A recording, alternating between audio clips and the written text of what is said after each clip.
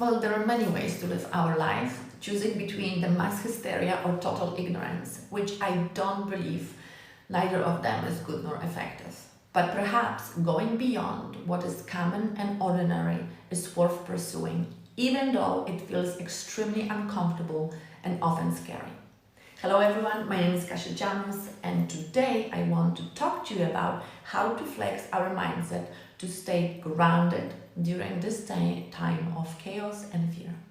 Well, challenging times ask, besides of course tangible solutions, for challenging the way we think about them. So we have arrived at times where we must question our thinking and to step out of the boxes we have trapped ourselves in and to find a way around it in this new reality. So we must loosen up our fixed mindset, which is far more confining than any restrictions imposed on us. And now, since everything in life is about perspective, it is truly on us what context we will choose to use to interpret and process information presented to us. So in this video, I want to help you to find balance in your life by understanding a few things about how to process what surrounds you. Well, first of all, it is useful to know the facts, yet far more important it is to understand them. Information without understanding creates a real danger as it becomes a weapon of manipulation. You cannot control what is happening around you, yet you have a choice what you want to believe in. The main job of your brain is to protect you from danger. That's why we're still here as human species. So just keep in mind that your brain cares about your survival. Then fear is just a basic survival emotion which is triggered in the event of a real or perceived threat.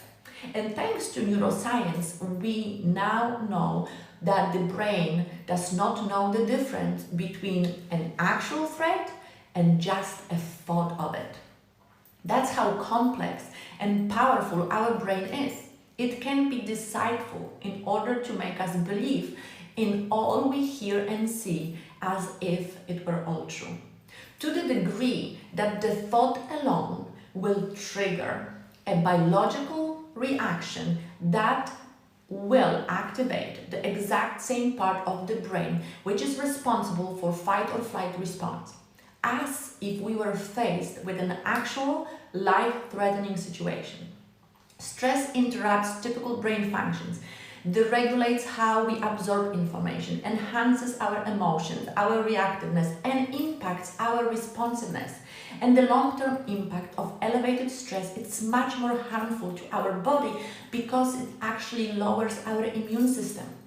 And people will have opinions, and actually many of them, yet only because they do have them, it does not mean they are worth giving attention to.